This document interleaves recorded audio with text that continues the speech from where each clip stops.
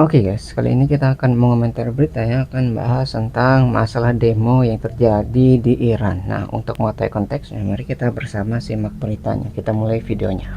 Sebenarnya jika kita ingin mengetahui tentang alasan di balik aksi demo yang sekarang bisa bilang bukan demo lagi, ini sebenarnya revolusi, bukan demo lagi, itu ya. adalah penurunan nilai harga mata uang nasional kita dari 7 toman pada tahun 1979 waktu revolusi. 7 toman, bukan 7.000 toman ya, 7 toman. Sampai saat ini harga $1 sama dengan 145.000.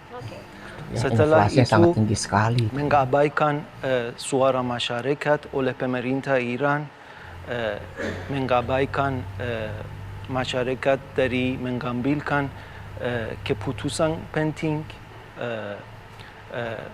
dan alasan-alasan seperti ini seperti menghabiskan sumber daya Iran untuk membiayai kelompok-kelompok seperti Hezbollah di Lebanon, teroris tuh ya. Husi di Yaman, Hamas di Gaza, dan Hashd Shabi dan sebagaimana di Irak, daripada menghabiskan sumber daya itu untuk masyarakat Iran.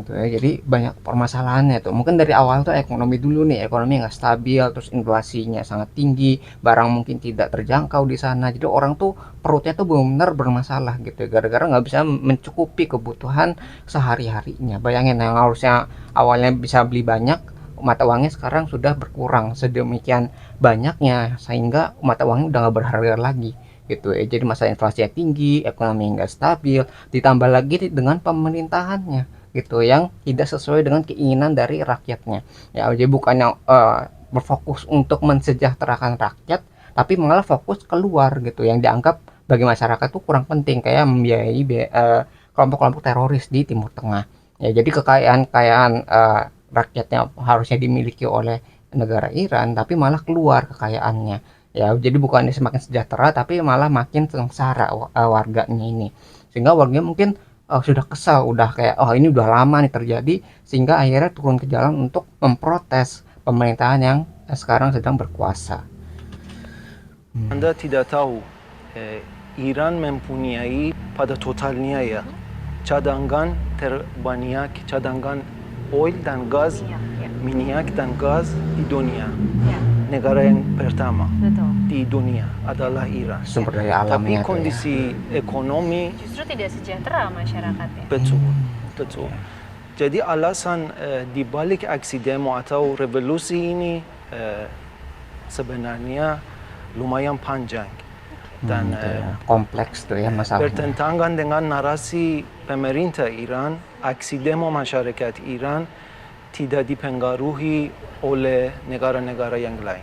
Oh, seperti itu ya. Jadi sebetulnya tidak dipengaruhi oleh negara-negara lain termasuk Amerika Serikat, tapi kan pemerintah Iran melihat ada andil Amerika Serikat di situ, Mas Sheikhy. Tapi Mas Sheikhy masih melihatnya bahwa permasalahan utama dari semua gelombang demonstrasi atau bahkan kita sebut tadi revolusi adalah ekonomi yang menjadi core problemnya, masalah utamanya. Jadi mungkin masalah utama itulah masalah internal tadi yang belum terselesaikan dengan baik, masalah ekonominya, masalah politiknya, terus masalah kebijakan pemerintahnya ya yang tidak dianggap baik oleh masyarakat di Iran gitu. Jadi warganya benar-benar protes gara-gara ya tadi ya, hidupnya udah sengsara, bukannya tambah baik di tahun berikutnya, tapi malah makin sengsara gitu, nggak ada perubahan ke arah yang lebih baik ya. Bahkan mungkin sekarang memburuk keadaannya. Ini yang mungkin yang bisa ditunggangi oleh negara luar. Jadi negara luar tuh tidak apa ya masuk secara langsung, tapi menggunakan media ya untuk apa ya propaganda lah. Jadi untuk amplifikasi bahwa negara Iran tuh pemerintahannya itu kurang bagus gitu, dan warganya itu kesal dengan pemerintahan yang ada sekarang, sehingga terjadi namakan demo tadi ya. Katanya bukan masalah demo lagi nih, masalahnya tentang revolusi, karena pemerintahannya itu sudah tidak sejalan dengan warganya sendiri ya. Jadi mungkin dari pihak luar itu tuh kayak pihak Amerika, Israel dan sebagainya adalah amplifikasi dari media ya, dengan bagaimana membuat citra ya dari pemimpin di Iran itu menjadi jelek. Dan dari pemerintahan Iran juga mungkin karena nggak bisa mengakui kesalahan, mereka akan mencari kesalahan-kesalahan dari pihak luar. Jadi mencari kambing hitam gitu. Seperti, wah ini salahnya Amerika nih, karena Amerika ini ikut campur dengan urusan di Iran gitu. Sehingga Iran seperti ini. Ya, jadi orang mungkin pemerintahnya nggak mau disalahkan atas apa yang telah diputuskannya. Jadi ini nyari kambing hitam gitu ya. Ekonomi dan ketidakstabilan ekonomi Iran jadi pemicu untuk aksi demo. Oke. Tapi alasan-alasannya lebih luas dan di luar dari masalah ekonomi saja. Oke. Nah, kalau kita lihat dengan kacamata yang lebih luas geopolitik, termasuk kita harus akhirnya menarik bagaimana efek atau dampak dari Amerika Serikat ini dalam perjalanan panjang Iran seperti apa sih Mas Egy? Sebenarnya seperti yang tadi saya sampaikan, karena Iran mempunyai cadangan terbesar secara total Ya. minyak dan gas di dunia, untuk kepentingan Amerika Serikat sangat penting untuk menghadapi China, Tiongkok. Oke. Jadi jika ada posisi Amerika tentang aksi demo atau revolusi masyarakat Iran terhadap pemerintah Iran, kita harus melihat dari perspektif geopolitik juga. Gitu ya. Jadi kita bisa lihat bahwa Iran, Cina, Rusia itu mungkin dalam satu kubu gitu. Jadi kalau misalnya si negara Iran tuh konflik, terus bermasalah, misalnya ada revolusi, itu kan pasti mengganggu kestabilan negara tersebut sehingga mengurangi lawan dari Amerika dan Israel. Apalagi letak dari Iran itu kan ada di Timur Tengah dan Amerika tuh ingin mengamankan posisinya di Timur Tengah menggunakan negara seperti Israel. Jadi kalau negara Iran kacau gitu ya, berarti berkurang kan lawan yang harus dihadapi oleh Amerika. Apalagi Amerika sedang menghadapi Cina dalam perang dagang gitu ya. Sekarang juga ada perang di antara Rusia dan Ukraina. Itu kan Amerika juga mensuplai senjata juga. Jadi daripada menambah lawan lagi, ya sekarang Iran ini sudah bermasalah nih. Berarti lawannya bisa dikurangi gitu. Apalagi Iran tuh kan memiliki potensi untuk mempunyai senjata nuklir gitu ya, yang kemarin tuh akhirnya dibom kan, fasilitas-fasilitasnya dibom, terus ilmuwan-ilmuwan yang paham di bidang nuklir juga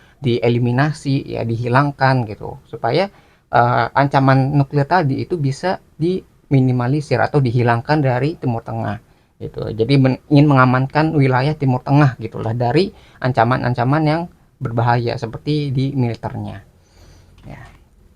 Lihat sebetulnya seberapa jauh kemudian Amerika Serikat bisa memberikan dampak terhadap gelombang demonstrasi ataupun penyampaian aspirasi dari masyarakat Iran sendiri. Jika kita menganalisis keputusan dan kebijakan Presiden Donald Trump, khususnya di periode keduanya sebagai presiden, Betul.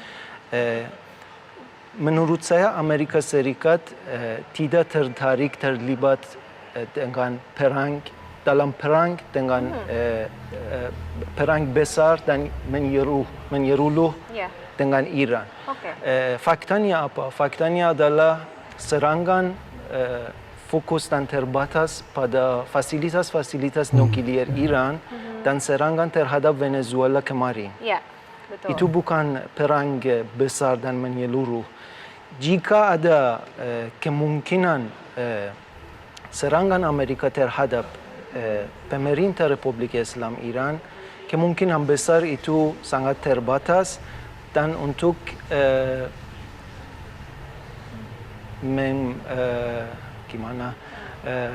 untuk melemahkan kemampuan penindasan, melakukan penindasan pemerintah Iran. Kemungkinan besar begitu. Dan menurut saya itu lebih ke arah propaganda dan peringatan kepada pemimpin Iran. Ya, jadi karena ya Amerika itu nggak langsung berkonfrontasi secara militer ke Iran gitu, karena tadi ya membutuhkan biaya yang sangat besar kalau misalnya mau menginvasi atau mau mengirimkan pasukan ke sana. Bayangin di Timur Tengah gitu kan, itu kan jauh. Jadi kalau mau ngirim pasukan itu butuh biaya, butuh bahan bakar, butuh sesuatu yang mungkin waktu yang panjang juga untuk menguasai Iran. Karena kan banyak itu di Iran tuh ada lebih dari 90 juta orangan. Berarti kan itu suatu negara yang besar lah. Jadi untuk menguasai Iran secara militer mungkin itu adalah sesuatu yang tidak menguntungkan sama sekali. Jadi mungkin Amerika di sini atau pihak-pihak luar yang berkonflik dengan Iran itu hanya memanfaatkan situasi yang sudah ada di Iran. Jadi kan lagi konflik nih antara warga dan pemerintahnya itu, karena dari pihak luar tuh nggak suka sama pemerintahan Iran sekarang, maka akan mendukung warga-warga yang menginginkan revolusi atau pergantian kekuasaan di Iran.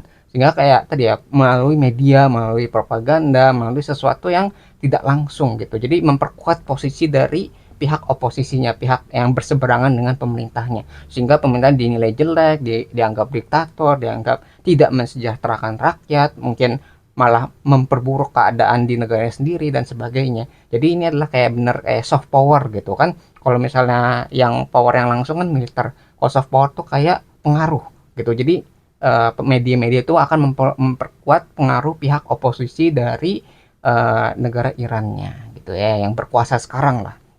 Tuh, karena kalau perang secara langsung itu sangat merugikan bagi Amerika ataupun mungkin Israel ya di sini yang berseberangan dengan negara Iran, karena ya biayanya sangat tinggi dan waktunya mungkin lebih panjang dibandingkan dengan menunggangi rakyat yang sedang memberontak ini atau sedang demo ini. Mas Seiki melihat terakhir mungkin pertanyaannya Mas Seiki, apa kemudian yang bisa dilakukan sehingga gelombang demonstrasi ini bisa kemudian mendapatkan solusi, warga dan pemerintah bertemu pada satu titik, tidak juga menyalahkan atau mungkin menimbang keberadaan Amerika Serikat dalam konflik yang terjadi. Seperti apa Mas Seiki? Apa sih yang diharapkan atau yang bisa menjadi solusi? Itu tergantung dan pilihan pemerintah Republik Islam Iran. Sampai sekarang kita belum lihat solusi. Ini sudah 2 hari saluran internet dan telepon, SMS semuanya sudah diputus. Komunikasi putus. ya, Tidak bisa. Jadi menurut saya yang penting pemerintah Republik Islam Iran apa yang akan memutus dalam situasi ini. Itu yang sangat penting. Oke, itu yang diharapkan oleh masyarakat Iran. Oke, terima kasih Mas Muhammad Seiki sudah Betul berbagi. ya. Jadi masalahnya sekarang dari komunikasi ya, mungkin internet, dari TV, mungkin radio itu sedang diputus sama pemerintahannya, sehingga informasi yang beredar dari Iran itu sangat terbatas. Ya nggak bisa langsung sharing nih kalau misalnya terjadi sesuatu yang berbahaya, sesuatu yang buruk gitu ya, itu nggak bisa langsung tersebarkan. Jadi kita juga masih belum tahu bagaimana kondisi sebenarnya yang terjadi di Iran gitu, karena ya tadi ya semua akses informasi itu dibatasi ya, karena pemerintahan mungkin memang nggak mau ketahuan apa yang dilakukan, misalnya kayak menggunakan senjata ini ya yang peluru tajam gitu ya untuk menghentikan pendemo. Makanya kan korban dari pendemo tuh bisa sampai ratusan gitu. Jadi kan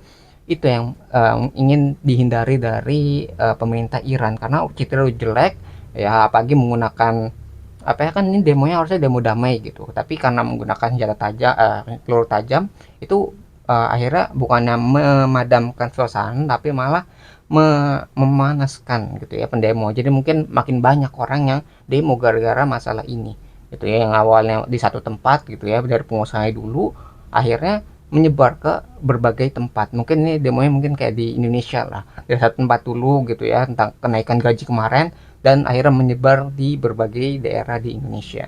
Nah mungkin itu yang bisa kita pelajari dari berita ini. Ternyata demo di Iran itu bukan semata-mata gara-gara pengaruh dari luar saja, tapi emang masalah internalnya sudah kacau dan diperparah lagi dengan keputusan dari pemerintahannya yang tidak mendukung atau kesejahteraan rakyatnya. Nah itu ya mungkin bisa kita pelajari. Kalau kalian tertarik dengan sumber beritanya, link sudah saya cantumkan di deskripsi video. Nah mungkin sekian yang bisa saya sampaikan, semoga video bisa bermanfaat. Kurang lebih mohon maaf. Kita ketemu lagi di pembahasan selanjutnya, insya Allah.